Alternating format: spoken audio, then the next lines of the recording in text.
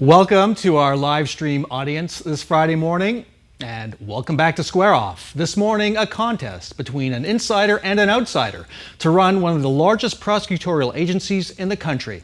The Maricopa County Attorney's Office's 400 lawyers handle more than 10,000 cases a year. In recent years, though, the office has been plagued by scandal and tragedy. Joining us for a debate this morning are the candidates. Republican County Attorney Rachel Mitchell. She's a career county prosecutor who was appointed county attorney back in April after the resignation of the late Alistair Adele. The Democratic nominee is Julie Gunnigle, a former Cook County, Illinois prosecutor, Maricopa County native, who lost the 2020 election to Adele by less than 2 percentage points. And both of you, my sincere thanks for sharing your views with voters here in Maricopa County. It's a good thing for everybody to see this debate. Let's start with the ground rules for this debate. People watch Square Off and know the way we work. This will be a conversation. There are no opening or closing statements. Your answers aren't timed, but I do ask you to respect each other's time. My job is to ensure that each candidate gets a fair shake in responding to a question. I do enforce a no filibuster rule. Let's start with a question for both candidates, starting with Julie Gunnigle, and you'll both get the same question. What is the clearest difference between you and your opponent when it comes to how you would run the county attorney's office? Sure, Bram. First, choice is on the ballot. Now that Roe v. Wade has fallen and that Arizonans are now subjected to a rule from 1864 that creates a mandatory minimum of 2 years in prison and a max of 5 for people accessing an abortion, and carries with it a little sister misdemeanor rule that criminalizes even the advertisement of contraceptives, it is so important that we have a county attorney who has committed from the outset to use her discretion to never criminalize people for their reproductive health care decisions. The clearest difference between myself and my opponent is the idea that not now, not ever, we will not use the power of the police and prosecutor's office to invade Maricopa County residents' bedrooms and private lives. Same question for you, Rachel Mitchell. What is the clearest difference between you and Julie Gunnigle? What is on the ballot, Bram, is the safety of our community. I'm a career prosecutor who has worked with the police throughout my 30-year career. I've spent 25 years protecting women and children, and my philosophy is that we hold people accountable who commits crimes. My opponent, on the other hand, wants to target police officers, has advocated defunding police officers, and also other things such as getting rid of cash bail. Those things are harmful to the community, and they are going to create danger for our citizens. We'll get into the crime issue in a little bit. Julie, I want to get back to you, though. You say on your website the Maricopa County Attorney's Office is a corrupt organization. Do you believe Rachel Mitchell is corrupt and her attorneys are corrupt? During Rachel Mitchell's 30-year career that included leadership positions in that office, we have seen absolutely unprecedented corruption. We have seen a spike in crime happening under her watch. We have seen 180 cases go unprosecuted. We have seen our protesters be charged under a fully invented gang while she was the head of the Conviction Integrity Unit. And we have seen the likes of Andrew Thomas, who was eventually disbarred for his choice to engage in political prosecutions. So yes, whether she is corrupt or not is for the voters to say, but she certainly has been there for the 30 years that this office has been historically corrupt and not said or done anything about it until it was politically expedient. Your response? These things that you've brought up and that Julie's brought up about Andrew Thomas and the protest cases have bothered me too, and that's why I'm running to lead this office. I did start the Prosecution Integrity Unit, and as such, I was brought in after the gang allegations were made and after those charges were filed to actually clean up that division and to review those cases. And I actually recommended the dropping of charges because I felt that they were overcharged. When I became county attorney, I fired the person who was responsible for those charges. I am committed to running an organization with integrity. I've always practiced that way. It's important to me. It's important that our community has the trust in our community or our office to receive justice. So, respectfully, I mean, that's there's some errors in fact and truth there, because under County Attorney Mitchell's regime, she has continued the trend of political prosecutions. Just last month, we saw Glenn Robertson, who she alleged was a gang member for nothing more than wearing a jumpsuit and saying that Black Lives Matter in a case where the judge said that it was the weakest set of facts and the weakest prosecution case that they had seen in a very long time. That case ended in an acquittal when a jury found the same. No, this is just more of the same and not meaningfully different from the previous administrations. So I just want to back up, give folks just a little background on this scandal we're talking about, because it's quite serious. It involves the County Attorney's Office, the Phoenix Police Department, the U.S. Department of Justice is investigating Phoenix PD as a result, made up felony charges by the County Attorney's Office working with PD against Black Lives Matter protesters that were later dropped. Did you have any role in those charging decisions? I did not, and I would like to address what Ms. Gunnigle said about the Glenn Robertson case. Glenn Robertson was a gang member. He was not prosecuted because he said Black Lives Matter. He was prosecuted because he threatened the police officer with Crip action, which he has claimed to be a member of before. He was acquitted on that charge, but he has been convicted on another charge and is still pending criminal charges. So that is very different than what we're talking about with the protest cases. My role with the protest cases, because I was over the prosecution unit, was to be out of the chain of command. That is the national standard for those units. When I was brought in to review the cases involving protests that happened, I reviewed them and very quickly alerted leadership that I felt that the cases were overcharged and made recommendations consistent with that. It's important to me that people have a First Amendment right that is recognized by our office so that they can protest lawfully. That doesn't mean that they can lay hands on the police, do property damage, or steal. Are you satisfied that in your, how many months has it been since? 4.5 months. 4.5 months as county attorney, that you've made headway in rooting out perhaps some of the prosecutors who had a role in this, or maybe just aren't doing their jobs in the way you think they should be doing them? Absolutely. So the attorney that was responsible for charging those cases when I took office was on administrative leave. I terminated her employment. The bureau chief and division chief were already gone, and that's why I had been moved in to clean that division up, to take over for that division chief. I have also very clearly communicated to my attorneys that I expect full integrity when dealing in these cases. These cases are important. These cases affect human lives, both the accused and the victim. And I've always practiced in a way that gives them fairness and justice, and I want the office to reflect that. Looking at your webpage, Julie, what stands out is the corruption you see, on the page, put out on the page, in the police department, in the county's attorney's office. How can you hope to work with the lawyers and police as the top prosecutor if you start from the position that they are corrupt? Great question, Bram. So first, that has been my history and track record of holding corrupt politicians and bureaucrats accountable. In Cook County, that was literally my job, both Democrats and Republicans alike. And I'm telling you that you do not have to choose between good government and complete complicity and collusion with the police department. It's not just the law, it is good ethics that there is independence between these departments. And the fact of the matter is that in Maricopa County, our residents are still so frustrated learning about the two systems of justice that this office perpetuates. The wealthy, the powerful, the well-connected, and the police get a different standard of justice in Maricopa County. And we've seen that continue under County Attorney Mitchell.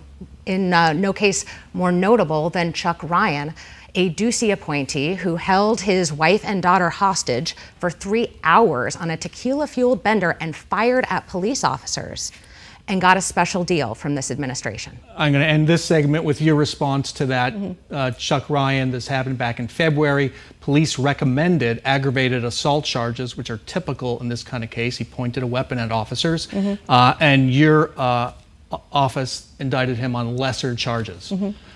I want to ask that in the context of the new policy you rolled out, I think just this past week. Would he have gotten those reduced charges under this new policy you ruled out for dealing with different kinds of crimes? Bram, I have to be careful because that is an active case, but what I will say is this. We reviewed that case under the previous administration, and I gave my recommendation, and in fact, the unanimous recommendation by all of the senior leadership after reviewing every part of the case, body-worn cameras, police reports, etc., was that he should be charged with disorderly conduct. I'm not going to go beyond that. I contacted the Tempe Police Department prior to announcing those charges and actually was told by senior leadership in the department that they understood, that they felt that the aggravated assault charges were weak, and they understood the decision. You satisfied with that? Absolutely not. This new policy explicitly carves out the charges that she filed against Charles Ryan so that he will not serve prison. It's a two standard of justice that always will continue under County Attorney Mitchell. Okay, we're going to have to stop there. When we come back, how the candidates would deal with the rise in gun violence. Stay with us.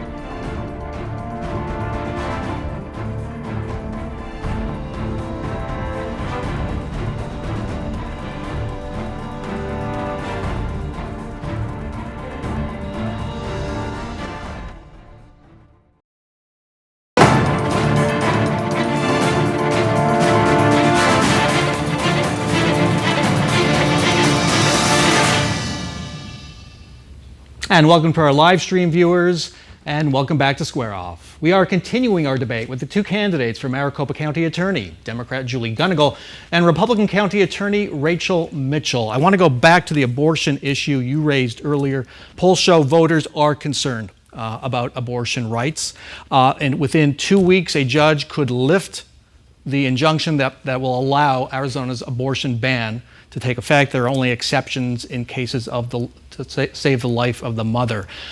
Rachel Mitchell, you told me a few months ago, I think, right here, that when it came to cases of rape or incest, you would not want to re-victimize the victim, and so would not prosecute. Mm-hmm. Do you still feel that way? Absolutely.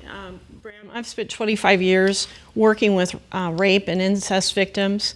And while people talk about these things as hypotheticals, women getting pregnant through rape or children getting pregnant through molestation, these aren't hypotheticals. These are real names. They're real faces to me. And I absolutely would not re-victimize them. They have been victimized enough. There have been unintended consequences as a result of this Supreme Court decision. One of them has to do with women's use of medication abortion, abortion pills. Arizona bans the use of telemedicine to obtain an abortion or obtain these medications to prescribe an abortion pill. The provider could lose their license. Would you pursue a telemedicine provider who prescribed an abortion pill? You know, Bram, I'm waiting for first of all, for the courts to tell me what the law is, because as you know, and as Ms. Gunnigle pointed out, we have several laws on the books. I'm going to look at every case that comes in the door, regardless of what type of case it is, and I make decisions every day. That means I'm going to look at the likelihood of getting a conviction on that. Obviously, that's a very strong factor against getting a conviction on that, but I feel like it's inappropriate for me as a prosecutor to say, just without looking at a case, here's the decision I'm going to make.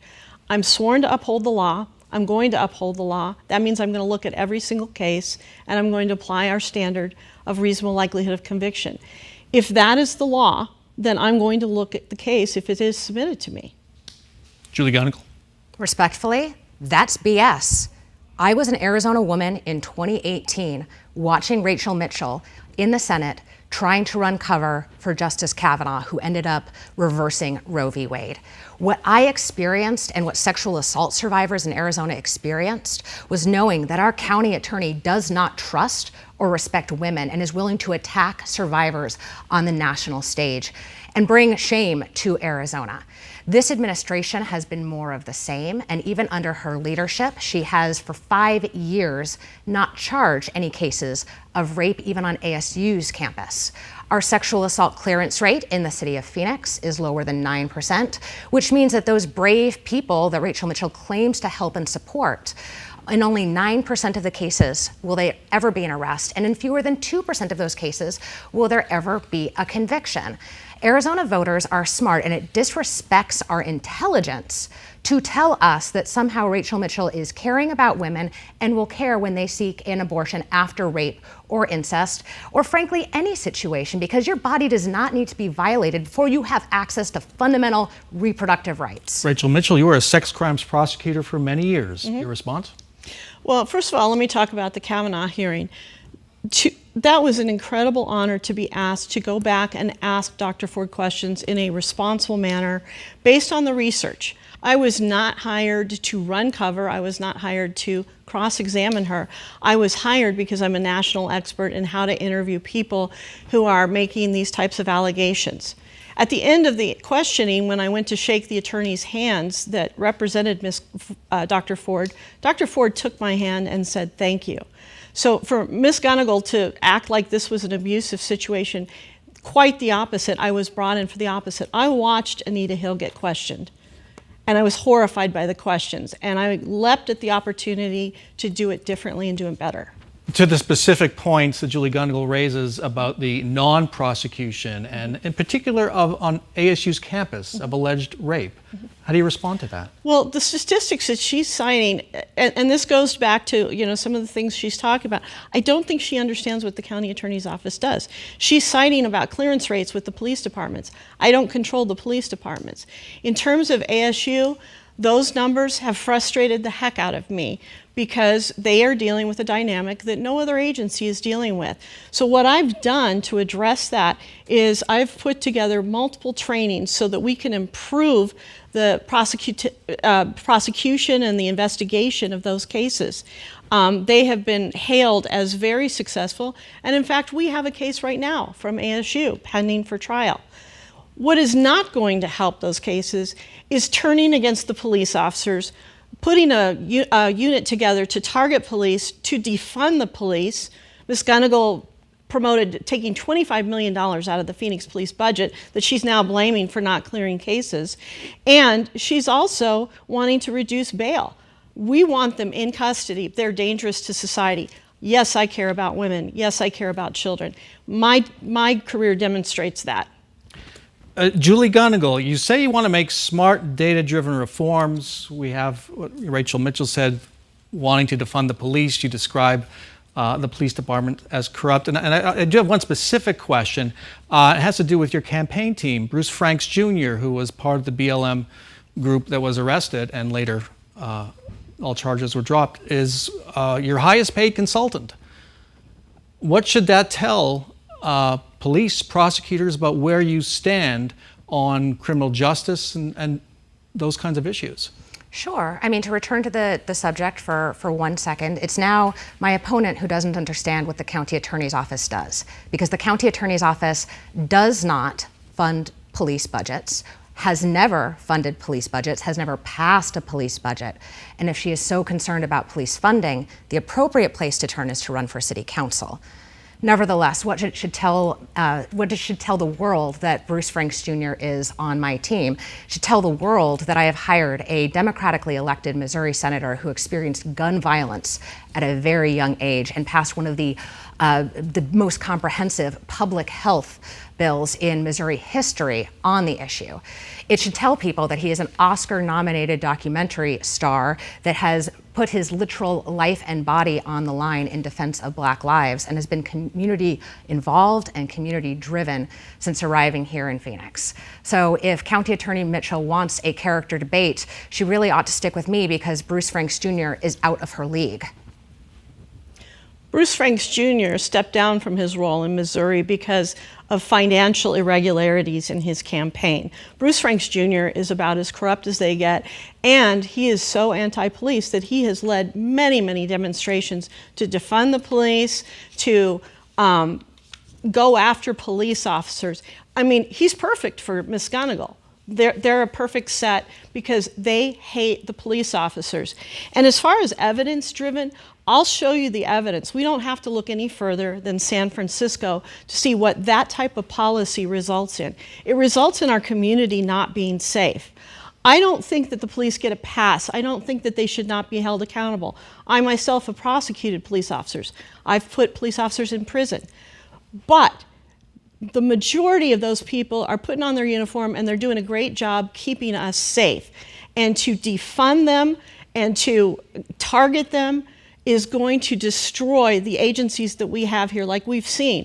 I understand where she's coming from. She's coming from Chicago. That's where she learned to prosecute. That's what they do there. I don't want this to be Chicago or San Francisco.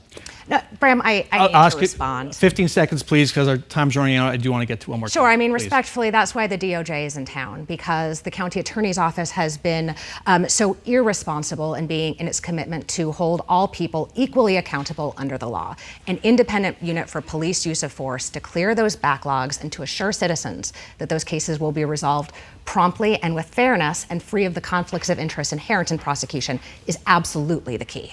Voters are concerned about rising violence. Numbers show they jumped in 2020 but have leveled off across many categories, gun violence also rising. I'm going to ask you each to summarize the policy, your approach to this problem. My approach is simple. We are going to hold people accountable who commit crimes. We are not going to institute the policies that my opponent would institute, where we don't hold them accountable for certain crimes, such as, lower level thefts. We've seen the results of that. We're going to hold them accountable for drug offenses. Ms. Gunnigle doesn't want to do that. Now, that doesn't mean we can't give them diversion. When somebody is an addict and they need help, we have a very, very successful and robust diversion program, and I want to increase that. But to allow people who are dealing drugs to just get a pass, I'm not going to do that. Fentanyl is a crisis in our county. Children are dying from fentanyl, and we need to start addressing that. Obviously, the open border has contributed to that. I'm going to have to end it there. Okay. Julie Gunnigle, your policy for dealing with rising crime across all categories. The county attorney needs to run against me and my platform and not invented policy pieces. What I have said time and time again is that our county attorney can make our community safer and save us money by engaging in root cause analysis. That means that we treat gun violence, addiction, and mental health issues as the public health crisis that they are. That means a commitment to treatment in these areas, and it means that we stop this cycle of over-incarceration, where people enter our jails and prisons, receive no help, and re-enter society ill-equipped to join us. If we were willing to engage in data-driven reforms through this office, not only would it save taxpayers $250 million a year and take us back to the national average, which is none of those cities, by the way, it's the state of Utah, we would all be safer in addition to having our public health priorities funded. Got to end this segment there. When we come back, final questions for the candidates. Stay with us.